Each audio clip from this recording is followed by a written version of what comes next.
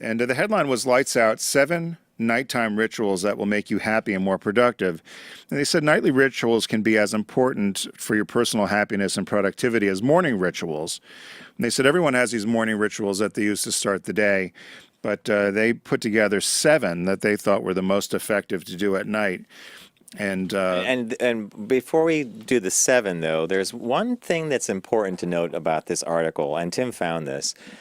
Research shows that when we think of an experience like our day, we remember the peak moment, bad or good, and we remember the end. So think about going to a concert you loved, or you're on a vacation, you go to visit a national park or a museum, and you'll remember the moment you liked or hated it the most and the very end, but you don't remember much in between. And so this is a way to trick the brain into making sure the ending of your day is positive and memorable to match hopefully the good peak. It's very academic. We're one of those border boards. So we'll just go through these. The first one was to have a shutdown ritual. And they said when your workday is over, but your mind is still going and going. And they said you have to have this simple ritual. It could be as easy as writing down things for the next day, or deciding that you're going to do something that's going to signal that you've stopped working. I had an I'd use an example of myself. I had an end of week ritual that I used to do in corporate America on Fridays about 4:30. At your office. I would turn the music up loud, get everybody in a good mood. We throw the football around, snacks, whatever we would do. It was the marketing Friday afternoon dance party. Friday afternoon dance party. We would throw footballs, Nerf balls, whatever, just have a good time, let off some steam. I didn't do it every day, but I know you do this every day, and you mentioned it even earlier, that you do at the end, you do have a defined thing where you write down. Yeah, I try to stop and say, okay, here's what I'm going to do tomorrow. So they actually mention it in here. He said, this ritual could ensure that So basically, he says, if you have a plan and at the end of the day, you simply jot down the way to complete a task you started that hasn't been finished, so that that could leave your head, and by writing it down, you've captured that information into a place that you're going to look at it again. So again, you don't have to think about it. So it kind of clears the brain out as well. I don't do this every day, though. No. No. You do make a list of. Well, I think you don't have a defined day. Or I guess we don't with the way we work. Because I was thinking about it last night. I worked till 11, so I didn't have something like, oh. Well, you were also not just working. Frazzled. You were frustrated because you did a Mac OS upgrade. Thank you, Brian, at Mark 360. I'm mad at a lot of people today. Not me do me. that upgrade. No, you told me not to do it. I did it, and I screwed up everything. What was number 2? John would tell you, and maybe Garrett too, that you wait for like the .4 or 5 version of any software operating system. And a day and a half, essentially, of aggravation trying to bring everything back to where it had to go. I like number 2 a lot. Turn weeknights into weekends. This is a simple one. Make a plan to see a friend, go to a movie, go out for a happy hour after work. Every time I've done this, it just makes that day the day ends on a fantastic note, and it doesn't have to be anything crazy. It's a happy hour. I always try to do that. I try to have dinner with 1 or 2 people each week, and it one of the days, right? Yeah, you do it, and it's just as you said, it gives you. If you're used to spending time with family or friends on the weekend, it's just another opportunity for it. The third one, I don't necessarily agree with. Well, maybe I do. Mastery. It says mastery, not TV. And essentially says don't just come home and plop yourself down in front of the television set. Make yourself better at something. If you're trying to learn a new hobby, a new skill, play the piano, a new piece of software, do something that's more engaging instead of just passively sitting around and doing nothing. I thought so. I have a little person there doing a model building. But I thought of you doing your animation and stuff, because my guess is you probably spent a lot of time, even though the TV was probably on. Oh, yeah. And that's a fascinating point, too. So I do this. I do this. And the exact phrase he used here was actively engage in a hobby, don't passively sit on the couch. Most of us seek unscheduled free time for our leisure, but given your brain's lazy nature, research says you're likely to waste that time doing what's easy versus what's really fun. For me, I will use a couple of hours in the evening to just, in my case, the animation stuff. So like I'm designing a business card for the event I'm going to in the graduation in November. And I want the business card to be this character holding a card like towards the camera. So I've been spending the last 2 nights trying to pose the character to get just the right composition. But I'll do that and I'll look at the clock and it's like 10:30. And but I like doing that kind of thing.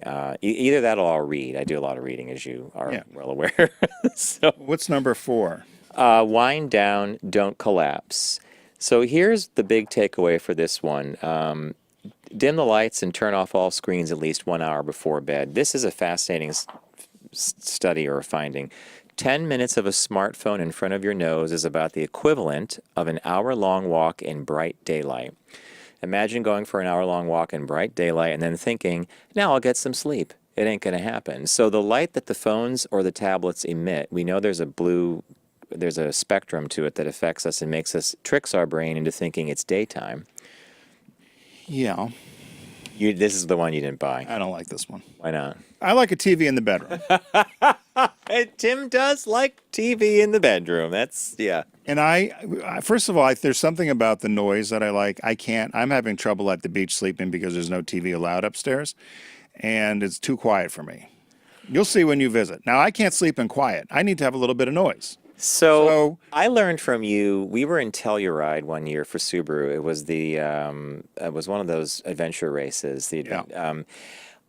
Because of the altitude, I was having a lot of trouble sleeping. And by the second day, I was just feeling totally run down. And so we were getting ready. We finished the dinner and the drinks, and we were going upstairs. We hung out for a little bit. And then I went to my room, and you said, hey, why don't you, you said, I'm just going to recommend this. You may not do it. Pick any old news channel, like CNN or whatever. Put it on and put the volume as low as you can make it so that you barely hear it, but you're not paying attention to it. It took me about 5 minutes to figure it out. I fell right asleep. So I can understand the distraction and how that helps you. Yeah, for some people, I know some people need absolute darkness, absolute quiet. Even people sleep with the mask over the face or whatever. I like to have. You guys do TVs in your bedrooms? I wish. Yeah, I do. See the boys? But yeah, Garrett, that's true. I wish. John, you do or you don't? I do, yeah. I understand what Garrett's saying. Sometimes your significant other doesn't like it, so you have to shut it off. And I like to be connected to the world. I'll flip on 3 in the morning. I'll get up to go to the bathroom, and I'll hit on CNN to see what's You happening. do that in the in world. 3 in the morning? If I get up to go to the bathroom, I want to see if I missed anything. I try to avoid that because the minute my brain starts up, No, you just see if there's any breaking news. I feel like setting the sleep timer on the TV is like taking a sleeping pill. Yeah, you can Like do you that. know it's going to turn off in an hour, you just pass out. You know what? I like that. You know what else is passing me out? I've been trying to watch Curb Your Enthusiasm on HBO, and the last 3 weeks I've fallen asleep during the episodes. Is anybody watching that, by the way? No, Garrett, no. John. No. I saw it. I liked it. I might like it. I just kept falling asleep. Here's my thing. Is anybody talking about Will and Grace? Who? Yeah, Yeah, there you no, go. people are, I think. But I don't know what this thing is for bringing back something that was done. Curb Your Enthusiasm, the original series was Great. End to end was hilarious.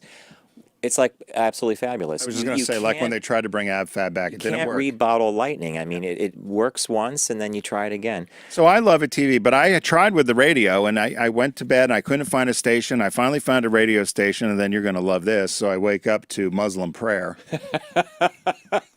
If you're going to wake up. All the stuff going on. I was like, oh my God, it was a call to prayer. I'm doing it wrong. Muslims don't write letters. Number 5, don't go to bed angry with your partner, which How true John is doesn't this? mean stay up all night and fight, but don't go to bed angry with your partner. I read this and I laughed.